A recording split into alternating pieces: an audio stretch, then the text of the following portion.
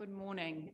I reopen our meeting and I ask Councillor Wharehinga, our Finance and Performance meeting, to do a karakia for us.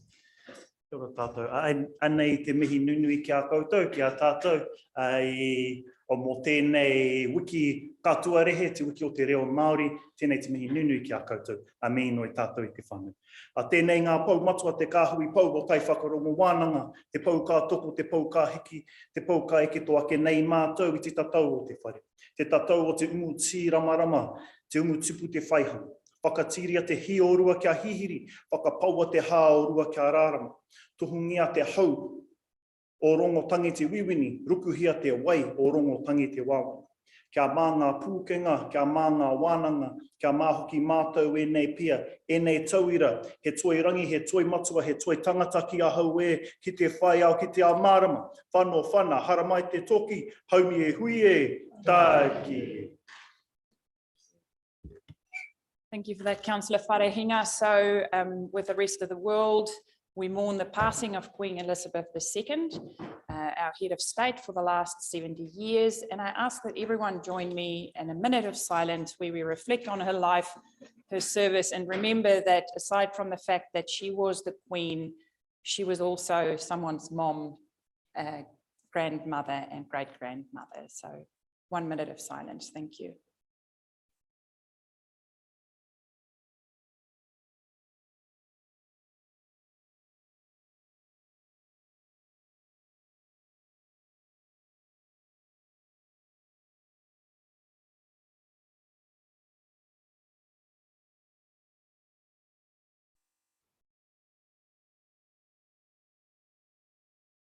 Thank you. And I also want to let the public know who might be listening to our live stream that there is a book of condolences, people that do want to sign the book in the foyer of the Gisborne District Council. Thank you for that. And I do want to thank all councillors and staff that took part in our Māori Language Week action earlier. And I want to encourage everyone to make it part of their life to practice a few words every day and help grow the Māori language. Okay, councillors, let's get to our finance and performance agenda. Apologies for today. Full house, thank you everyone for being here. Any declarations of interest? None at this stage. Okay, councillors, I take you to page 4, where we have our minutes, our unconfirmed. Thank you. Moved by Councillor Burdett, seconded by Councillor Sheldrake. Take a good look, and anything arising from those minutes, please, now is your time to speak up. They're relatively short. If not, I'll put it to the floor. I have a mover in Councillor Burdett, seconded by Councillor Sheldrake. All in favour? Contrary, carried. Thank you for that. So we do have an updated action register in front of us. Ms. Foreman, you want to talk to this? This is just to say one of the next steps that came out of the Treasury meeting and from the report from the last time is to say as part of that process we will come back to council or either at the audit and risk or as a whole to just have PwC say what are their strategies going forward, and that will be part of our program. Thank you. This was as a request at our previous meeting. Thank you for the update. Councillor Woolsnop. Just on the governance work plan, there is a public financial report on income and expenses in relation to the operation of district licensing committee, but that is not, I don't think, on our agenda. No. So it was scheduled to have occurred at this meeting, but there were some delays, and so unfortunately that will be now at the next one in November. Yeah. Okay, councillors, we move to our first report. Thank you, Pauline. Page 11, Rates and Sundry Invoice Debt Management Report to June 2020, and it's 2022. It's a noting report. Any questions or queries? Do you want to? It's self-explanatory. So, councillors, any questions or queries?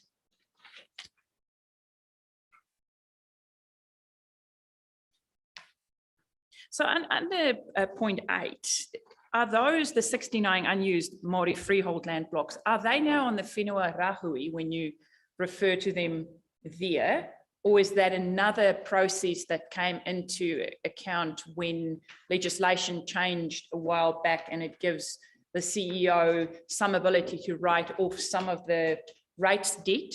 Or are those just moved to whenua rahui? In terms of, there was a number of changes to the Act. This one is not under the section powers of the sea to write up. This is actually under the specifications. If it's unused in terms of what the Act states, then they are assessed at that stage. If it is being used in the future, then they reassess. So this is the points in terms of what the legislation define. Thank you. Okay, councillors, any questions? Councillor Seymour, thank you. Further to that question, then directly, are they new to the whenua rahui register, which was the mayor's question? I'll have to ask Fiona specifically with regards to if they're in addition to that, but I can come back and get it to you straight. Yeah, or were some on it anyway and others are being added? So can you please? This is in addition to what we already have. So therefore they are new. Yes. Thank you. Thank you, Madam. Councillor Foster and then Councillor Warsnop, thank you. Yeah, thank you. Just on page 17 on the graph, on the circular one, return mail Māori freehold land 24%. So it looks like we send mail out and it's not being responded to. So can I get a bit of an idea of what other processes we may have in that? I think we went through exactly, what the other things and what we actually do and the debt collection processes that you actually have over to the right. So where we can't identify on multiple ownerships, we try to do every endeavours to find that relationship and to what may be now as part of that. So there is a whole raft of processes that they actually go through. Those processes is also endeavoured at the front, but this is a collection of what has been returned and those, but then we pursue everything that we possibly can in regards to updating. We do other process, which is road workshops up the coast, and we deal with individuals. So there is a whole suite. And again, it's summarised a little bit at the front, and you've got the other parts that are in over onto the right. Okay. Yeah, thank you. I realise it's been a pretty difficult time over the last few years, with COVID and cost of living expenses and everything. But is these graphs, are they a little bit higher than normal? Like with the third party collection, 10% general, 4% Maori. Is that slightly higher than last year, or is that pretty standard? So they are just indications of some of the things that we actually do, but we look at what the things, and I think we had in full, the report was talking about the collectability of rates in the last one. So what you look up at that first line is it increasing? What is it? And what are we doing with regards to it? And what we gave the analysis of as debt increases obviously in line with rates increasing with inflation. So you're talking more, what is the collectability? In that previous report, it showed the collectability was increasing from over the time from 2009. The quantum may be about the same, but that's where we show the emphasis on how do we actually improve that collectability as an increase of rates as they are proportional to. So those percentages in general land showed it was had been decreasing. It's not shown in here, but that other report showed the collectability of rates. This is just what are the things that we do as part of some of the practices that we actually have. But fundamentally, that first line is your main point that you actually go to look at. Thank you. Councillor Warsnop. Thank you. I was just trying to get clarity on page 14, where we're talking about obviously the total debt owing is 7.9, but down in 7, it talks about the unpaid debt that totals 637 that is written off under a statute of limitations. So that's roughly 10%.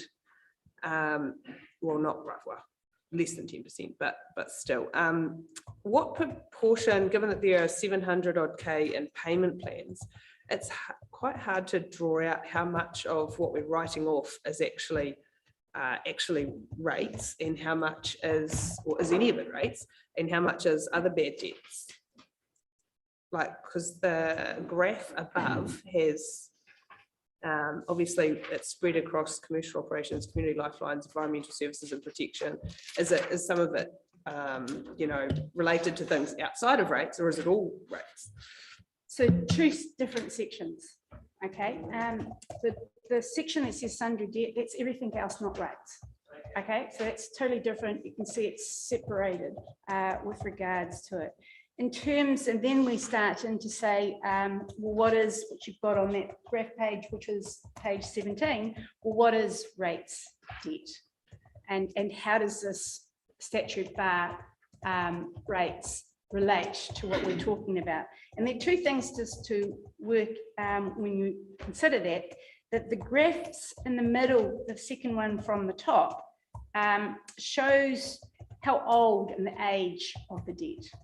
All right, and it shows what is made up in terms of the penalties, and it says what is the basically core debt that's relying on it. And you can see in the last 2 years we haven't did the P2, which is why you haven't got any green lines there. So as we roll over to another year for 6 years, that's the debt that you expect to be written off if it's uncollectible in that time. So that's trying to tell that story.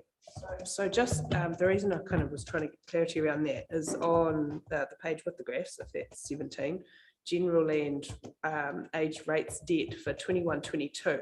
It leaps up really considerably, even though there's penalties are obviously virtually non-existent. Does that mean that aside from the 700 odd K that's on payment plans, the balance of that is likely to need to be written off at some point in the future? So that big jump, is that going to roll through to impact council 5 years from now? Short answer is no, because it's current debt.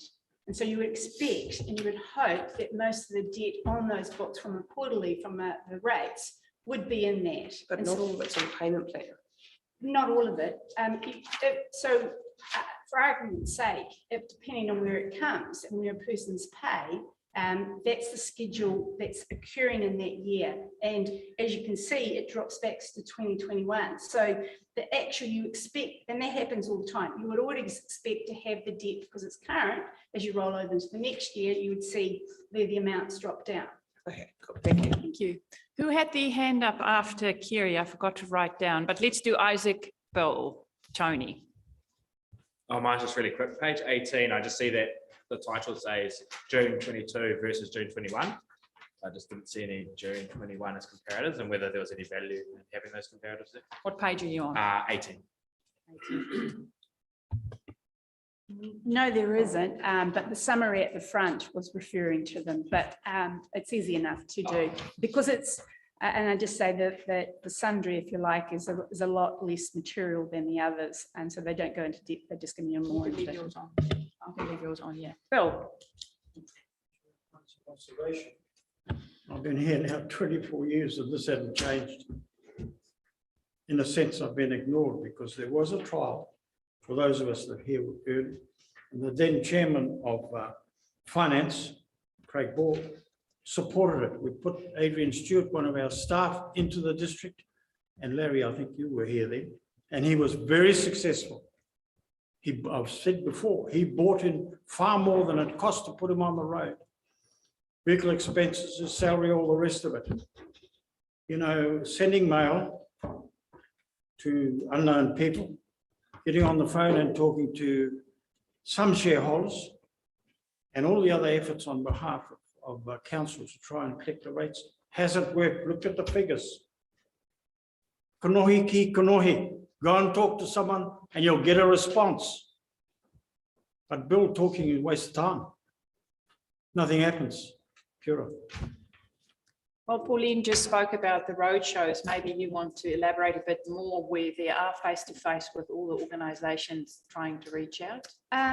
Yeah, it's probably going back to the first part saying that it hasn't changed. It has significantly. And the report that we actually had in the last one talked about the collectability of rates. It talked about the collectability of rates of what it was in 2009 and the percentage that we were actually improving. And it talked about the whole raft of where it was, what we were doing, and what the elements that was more coercive the nature of the penalties, and releasing that showed that we actually improved the collectability. So if you go back to the other report, you will actually see the percentages and the increase that actually has significantly occurred, especially in the last 3 or 4 years. It doesn't mean to say, are we stopping? It means that we're on a part of this process of how we actually do that, and what are we reviewing, and how do we actually even improve that collectability even more. So as I say, I can certainly reference to the report that actually shows those trends over those periods of times as well. Thank you. Thank you, Madam Chair. In terms of what I said, I didn't mean to be offensive, but the uniform general charge being removed from Maryland has made a difference to that figure, and that's how I interpret it. It's taken probably 600,000, 700,000, 800,000 out of council's revenue stream in terms of Maryland, contiguous land I'm talking about. You want to comment on the quantum of UAGC that's been removed from Māori rates and the impact that has had that Bill just referred to? I'm not 100% sure of what that means. We identified that the UAGC, and we identified that part of the last revenue and financing around what the fixed charges that we have and the things that that does, implying to all rate holders, especially the low valued, is a significant impact. And there was 2 options when we were looking at that, is to reduce that UAGC even more, and to say, how do we actually look at that, because it does have a significant impact. And we also looked at what were the fixed charges that was in the reticulated services in the city. So what was decided by council at that stage was to address the fixed charges of the people that were rated for it within the city, but the UAGC itself wasn't looked at to reducing that further. So I'm not 100% sure with what you mean, but it is a process that as we would always have to go back and to see what is that nature of those fixed charges, UAGC, or the regressive nature of that type of tax has on all our community. So definitely it is a continuing process to look at that and actually test that. Chair, I'll use myself as the example of how this worked. Overnight, the organisation selected me 26,000 in costs. You heard me squeal at the council table. When this act was brought in, I was credited with $20,000. I'm only one. There must be right throughout the district lots. That's why I'm saying this needs a different approach, but I accept what Pauline said. I mean, it's not easy. Just around the corner from me. Just around the corner. Ngā Whakatūtu blocks. There's an outstanding debt of $12,000. They're farming it. Sending mail makes no difference.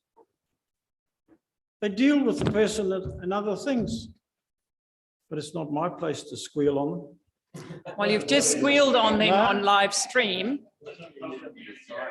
So anyway, I will thank you for that, Bill. And I'm sure you're happy that the UAGC on contiguous land have been changed, because you've been fighting for that for years. So yes, it must have. Tony. Thank you. I've got 2 questions. The first one relates to the government rebates for low-income earners, the rates rebates. Does that apply to Māori freehold land? again, technically, it never had in the past. I know that they were looking as part of those changes to be able to do that for the rate payers that were paying it in the future. And I need to get just to see if that has been introduced for this year from Fiona. Never in the past, it wasn't, but they were looking to implement it from this year, but I can get confirmation from Fiona with regards to that one. Because that would be helpful that those rates were not lost, but rather just subsidised, but still went into our pockets. The second question relates to paragraph 10 on page 14. The first bullet point under the headline, the changes include most unused Māori freehold land to be made non-rateable. Now, what numbers are we talking? Or percentage 69. and what's the potential lost rates revenue in relation to that bullet point, please? Bullet point 8 tells how much we 69. Is it just 69? Mhm. So my little red line goes Question up. Is that answered. just at 69? Thank you. No. Okay, Mr. Cranston and then Councillor Akawata Brown. Thank you. Yeah, thanks. Going back to the statute of limitations write-off, so the 2015, 2016 gets written off. Do those people then get into an annual system where they're writing off the rates? Because even though they're written off from 2015, 2016, they still have eligibility that's ongoing. So is there many people that have had that write-off and they're still in a system of not paying their rates? So then when the next lot comes around, they're writing off their 5-year debt, their 5-year debt, their 5-year debt going forward. You know? There are, and as part of that, what we were talking about in the last one, what was the strategy and what do we actually need to do? Because some of it will be there. What are we actually looking at? Is that debt uncollectible over a longer period of time? And so that's the strategy where we say, do we have to recognise that? And do we actually go from, beyond that to consider, will it be collectible? Is it a barrier for those people that have to take over and willing to pay from there on to have debt associated with previous owners? That can't be. It's different for general land because it is deducted automatically on sale. But if it's goes on forever and it doesn't come off, it looks like, how do we do that? So that part of that review and how we are doing that it is underway currently, and that will be coming back to probably January, February next year, as well as our emission policies. What is our strategy? How are we actually going to address this going forward? Thank you. Okay, last question, Councillor Akawata Brown. Thank you, Madam Chair. Thank you, Pauline, for the report and for the opportunity to ask some questions. My question is based on point 9. The Act makes changes to the rating of Māori freehold land. I should put my glasses. Trying to looking to reduce the barriers for effective partnership between local government and Māori, encourage development and modernise the rating legislation. I know that I'm kind of interested to see, because obviously first arriving at this table, our rating framework has gone through some iterations of change. So thank you for qualifying that. But I just wanted to know, just clarify, because there is talk around a different rating system for Māori land as such in respect to those barriers that have kind of held back. And obviously as a whole region, we are trying to ensure we're getting the best income into council to provide services, etc. But that's a conversation. So I'm wondering with the Act, these changes it's talking of, is that a conversation that's been had, or is it just constantly we are trying to always tweak this framework, this system that we have to work best for this region, of course, with our Māori freehold land and the future of it? I think it's a part of a wider discussion that what is the intention of that, and how does it, that some of the things of how it was provided in the past were actually disincentives. And it's trying to say, how do you to provide all of that within the Act, and what are the intentions to be able to move forward with both parties. So most of the things that we had in our emission policies allowed and addressed for those kind of things that we actually have, but it extends it further. So we are taking a chance to say, in light of the Act, what are we doing and what is the practices and what is the strategy that we need to do that we actually can consult and improve of what we have. And part of that, as I say, the first review occurred in 2009 and 10, and we're doing that in light of the new Act changes. What have we got? How are we performing? And what do we need to do differently? Kia ora, thank you for that. I guess my supplementary is that, there's a whole lot of things going on in this space. So I'm always interested to see where rates in this space. And I appreciate Fiona and the team, all the work that has happened to meet with this kind of space too. So kia ora. Councillor Dowsing, thank you. Thank you. Just jumping back in time a little bit to 2019 report to have some comparative and tracking over time, and throwing away a few of the totals in there. But when you look at Māori freehold land at the time in 2019, it consisted of $3.5 million worth of rates overdue, and looking at general land in 2019, it consisted of $2 million worth of rates overdue.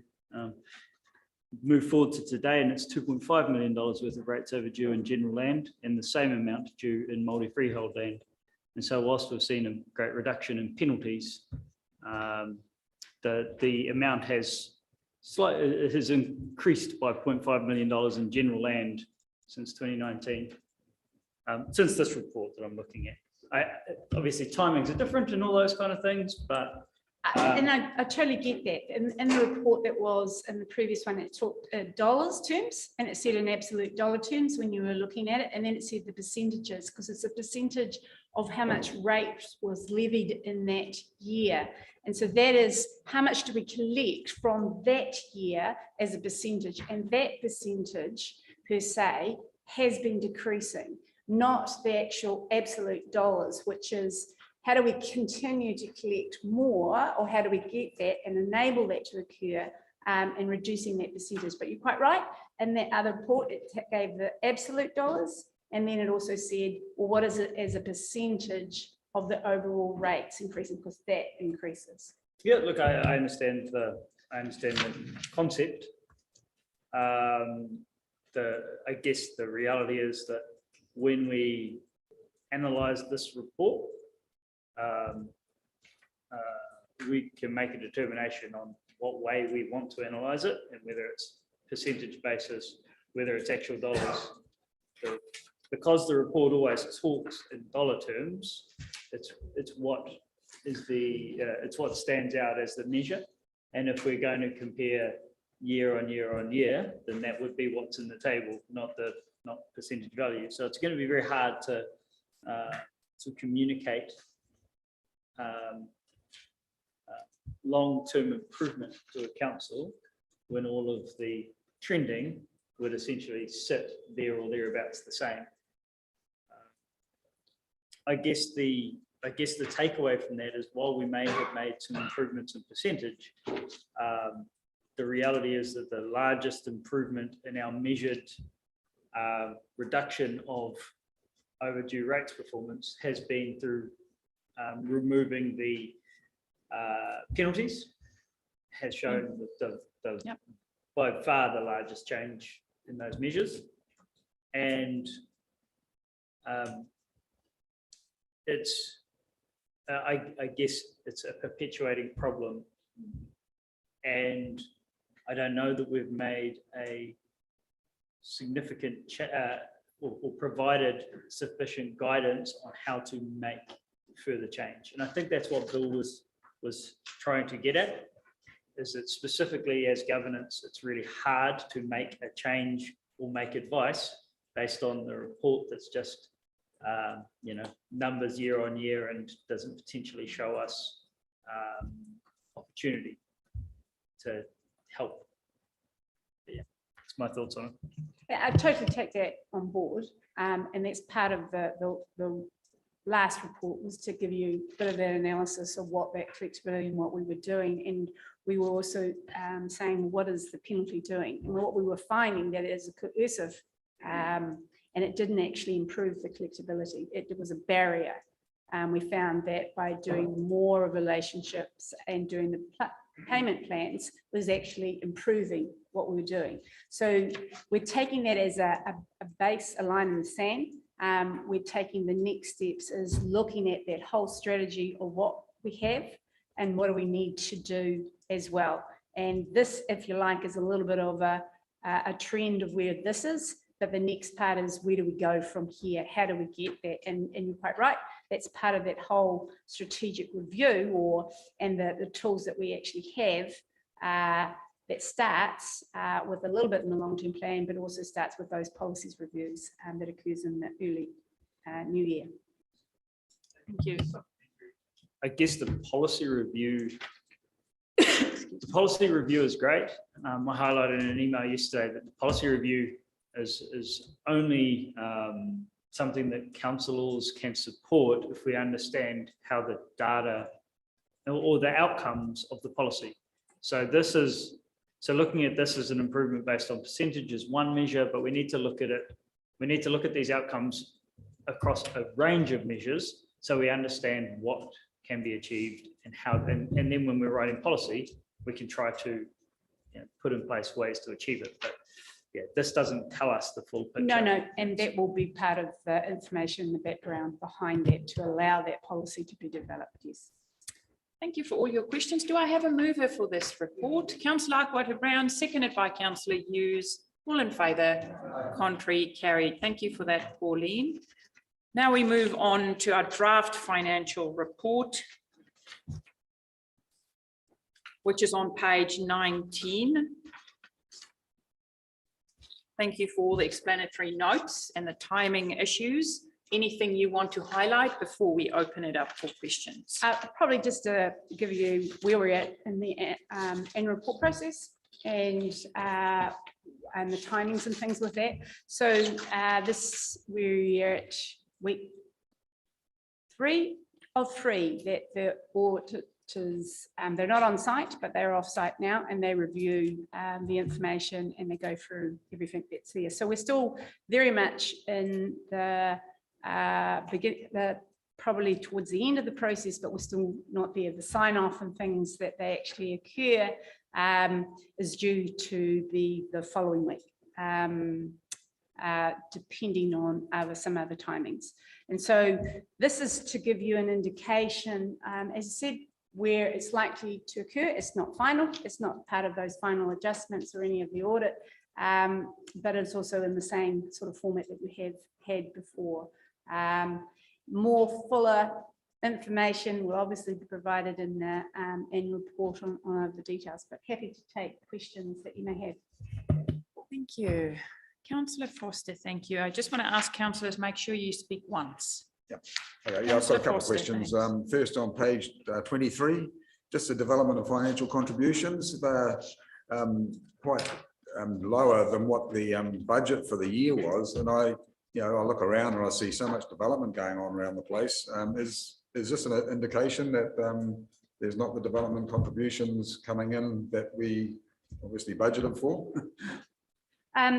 Two things. This is a timing issue. So we know that there's a lot more, but it came up into the 30th of June where the development contributions will be paid. We expect that this for this year was a little bit under what we anticipated, but there is an awful lot more, as you're aware, that will be occurring in the next year. And so maybe under this year, but we would expect, based on the development that's going on, be more next year. Okay, and the other question is on page 26, under art and public places, and looks like the budget has been way underspent, 348 actual against 1,693, 54% not spent. And one would hope that in this area, art and public places is actually really important. And I'm actually involved with creative communities, and we have all, and that's all about the arts, and we're always over allocated. We've got a round next week, and it is always over the amount of submission or subscriptions going towards it is way huger than what the amount is. So it's really quite frustrating to see amount of money that's not being used and where it's been allocated for art in public places. So is there a program that this money will be used for in the future? Sorry, are you talking art and public places? Yep. It says it's got a full year budget of just under $2,000. Is that what you mean? Yep, there's a budget of 1,693 and we've spent 348. Yeah, so in terms of in the whole scheme of things, it isn't significantly material. No. But that doesn't stop to say that if there is works that advocated, that can be carried over to the next year. So it is, it's not an issue. It's not, yeah. So this is something that but we had our Art and Public Places Trust, but that is no more. So how is the potential artwork that's possibly going to be used around the place? How is that? And where is that organised from now on?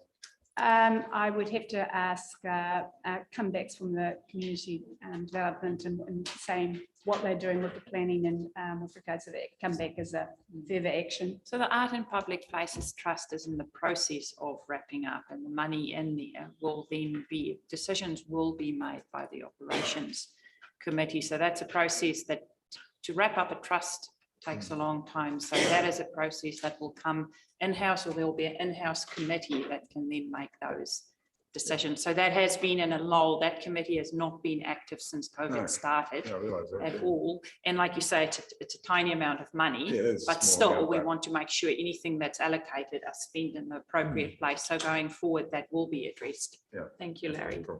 Thank you. Pat. Thank you, Madam Chair. I'm just looking at, and it's a perennial issue, the page 26 and the capital expenditure for the year. And COVID or not, and I absolutely get the delays that COVID has caused, but we always have an underspend. And if you look at the graph further through in the document, it tracks our underspend on capital projects. And I know the whole of the capital is not collected from rates, but the interest to service the capital is collected from rates. And so I just want to remind us all that we do need to look at what we think is going to happen in a capital roading budget or a capital, any one of those top box on page 26, roading, wastewater, stormwater, water supply, and solid waste and land, rivers and coastal.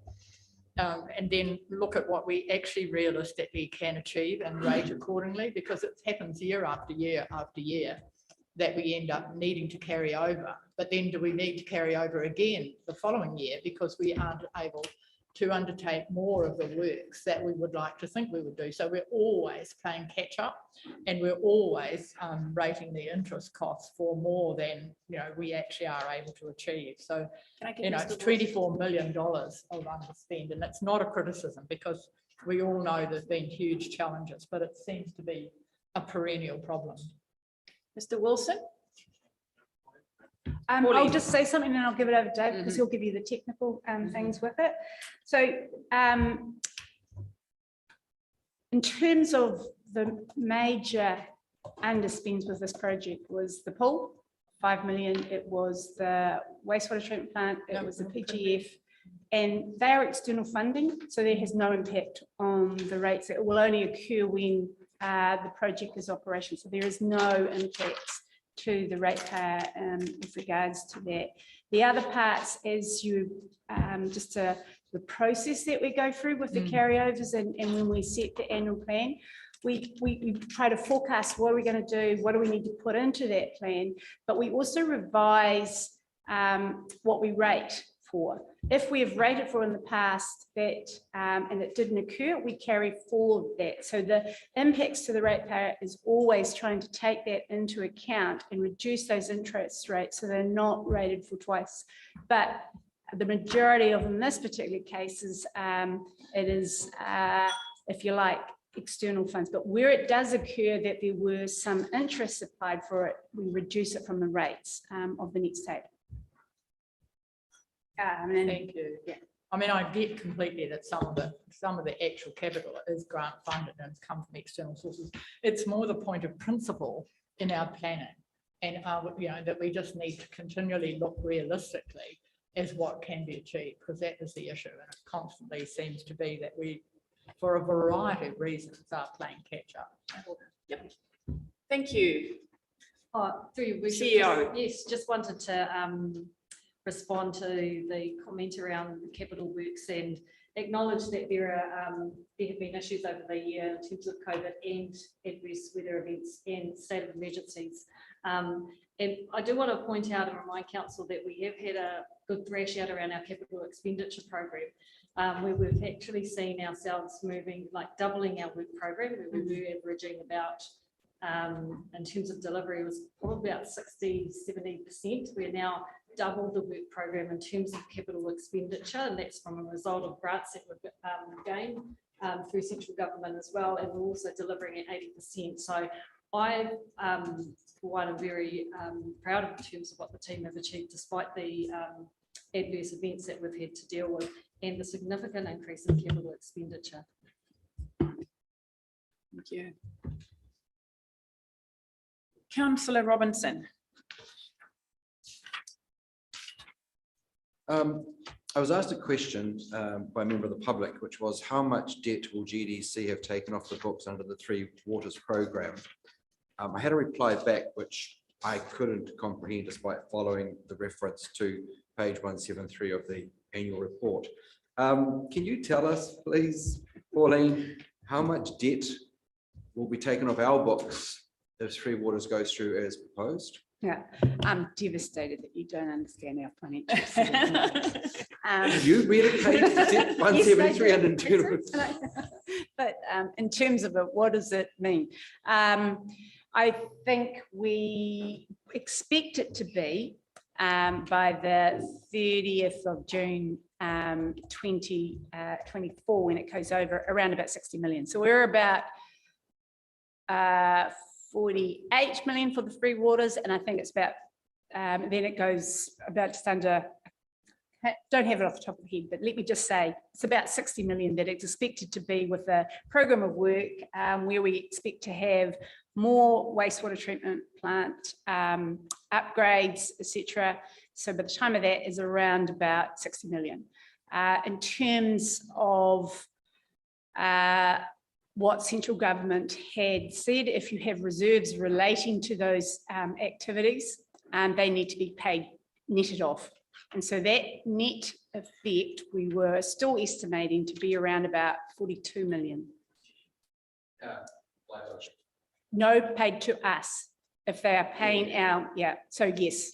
So they would be paid back to us of what we've got, yes. So we're at 80 million, 60. 80, did you say? 18. You said we've got about 60 million debt. We have to cash out our reserves for that, which is about 18, leaving us 42 mil, for which would be. Yep, got that. Thank you. Okay, councillors, do I have a mover or a seconder? Moved by councillor Burdett, seconded by councillor Foster. All in favour, contrary, carried. Thank you, Pauline. We go to our last report for the day. Waingake Pamoa revenue update. Thank you, Pauline.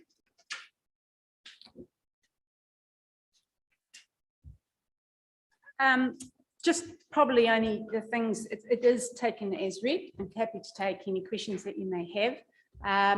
This part of the process and Waingake itself relates to some of the areas 1989 and going through, and it refers to some of the plantings that occurred. Some of the plantings that occurred in 1989 were just under around about 300 hectares. It's mostly on our Fairview station that we had purchased, and that was around for the protection of the water pipes that we actually had to do at that earlier stage.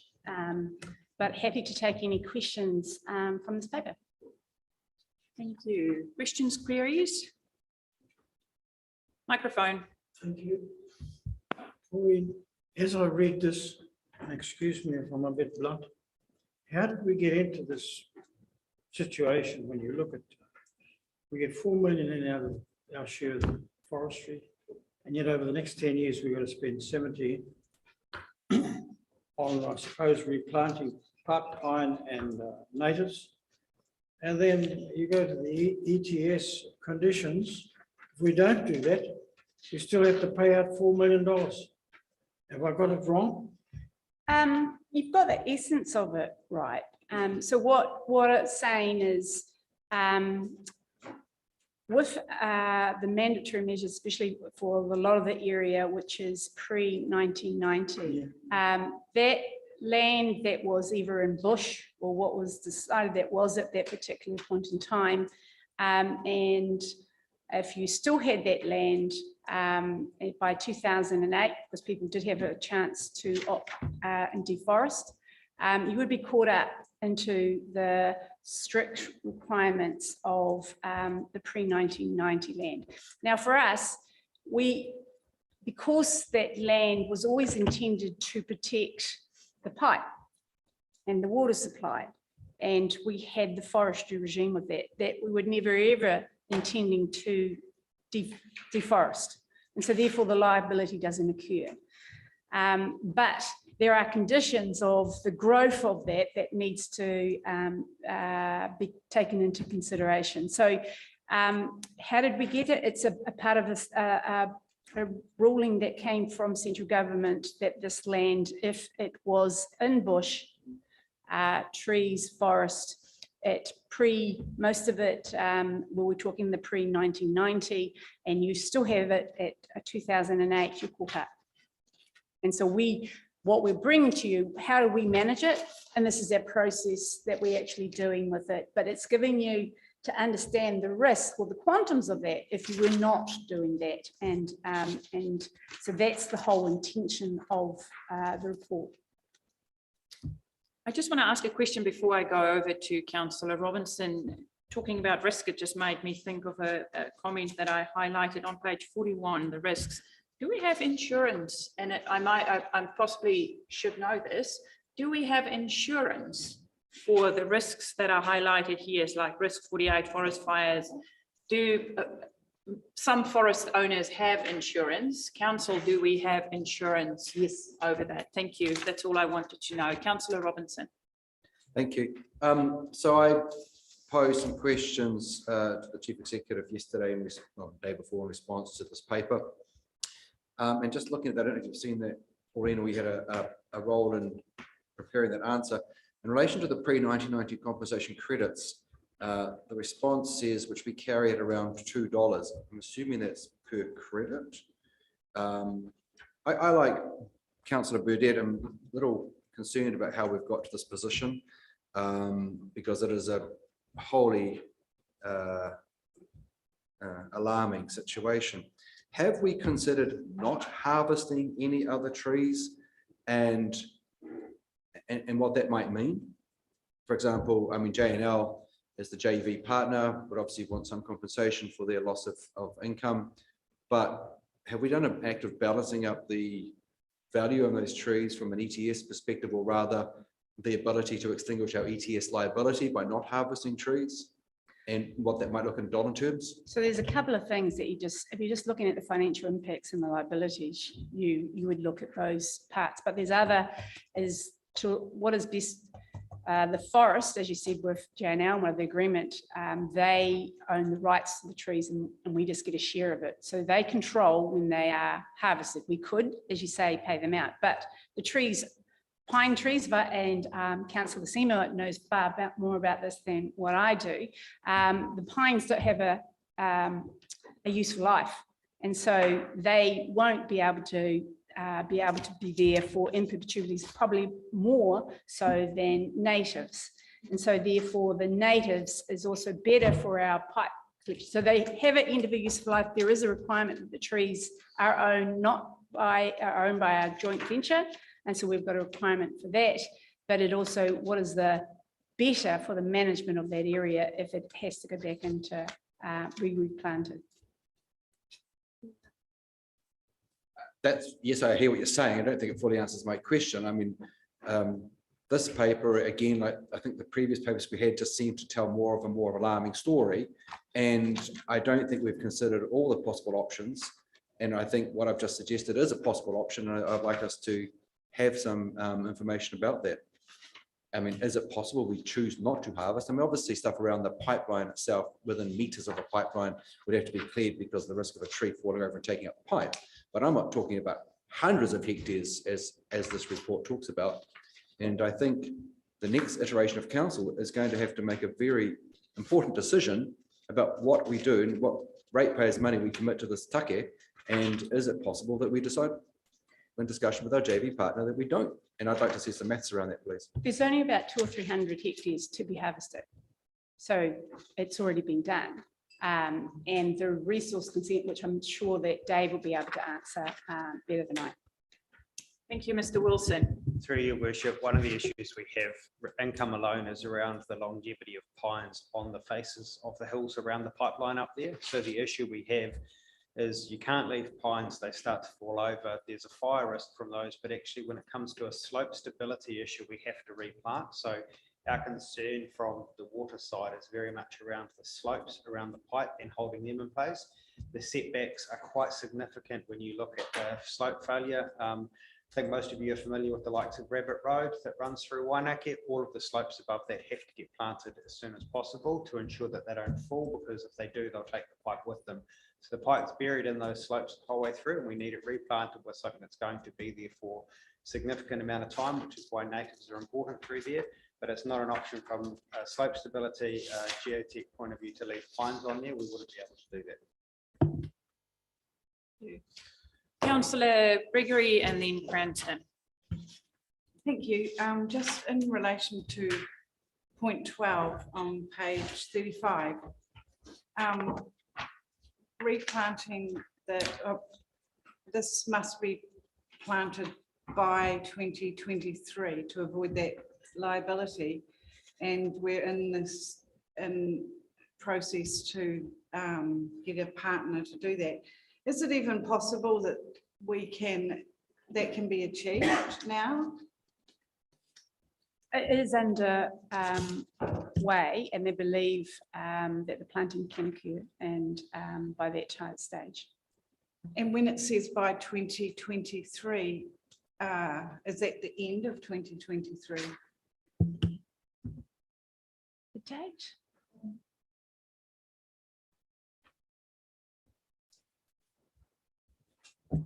Through your worship, that's just a portion of the area that needs to be replanted. So it depends on the harvest date, and it has to be replanted within exactly 4 years from the harvest date. So it's not the end of 2023. The portion of land that's referred to there was harvested in August, September 2019. So it needs to be replanted by August, September 2023. Councillor Cranston. It was pretty much exactly the same, but if you can just confirm that the risk of not getting a partner?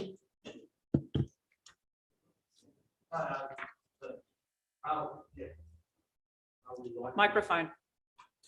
Are we likely to get a partner at this stage, do you? Through your worship, yes, that is in process at the moment, and we're very close to signing an agreement. Thank you. So this is the report we had a while back, and this is the information that's been brought into public. Yes, Councillor Dowsing, thank you. Thank you. The $17.9 million cost of replanting in the long-term plan, that's obviously incorporating the large amount of native replanting. To give me some kind of concept of whether this venture was profitable or not, what would the cost of replanting be if it was just in pine? So what's that? $1,500 a hectare maximum, and how many hectares have we got? 1,300.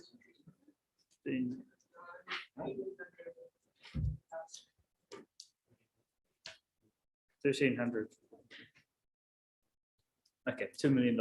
So, okay. The big point that comes out of this to me is that we need to have on our risk register the significant risk of the areas which we intend to revert not growing fast enough. And that's And that's the largest concern for me, that's outside of commercial control or outside of the ability to manage. So that's part one, is to identify that on our risk register and make sure that we are tracking that, because it would be cheaper to take fertilizer up there and put it on the land than it would be to allow the regeneration to be too slow and be taxed with that ETS liability in 10 years' time. The other part is that management should create a separate reporting structure for the planting schedule and achievement of that, so that council can track their risk of future ETS liability on the replanted land, because any activity that is delayed has the potential of attracting that ETS liability. So a clear reporting structure for future council on the progress of planting is going to be necessary. Besides that, yeah, we just need to get the replanting of the harvested site done for this commercial area. Thanks. All I was just going to say is that councillors need to observe that this is a finance report, and that's other further material coming with respect to Pamoa to an operations committee, which I understand that reply went to everybody to the question that following on from Councillor Robinson's queries. So this is a finance report. There is other material to be provided in an operations report.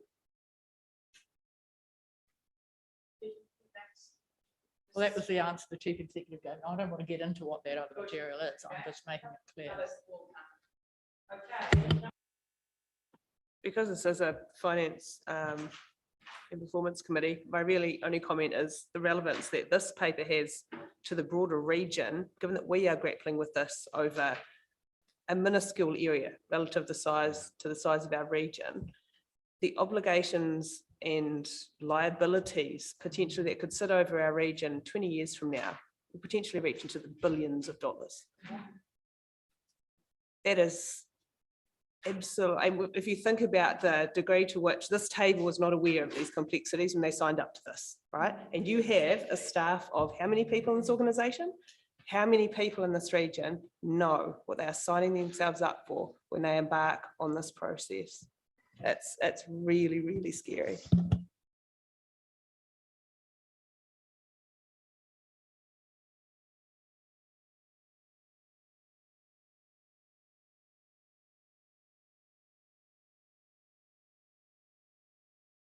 I'll use my microphone as well. I'm totally losing it. I'll move that we go into public exclusion.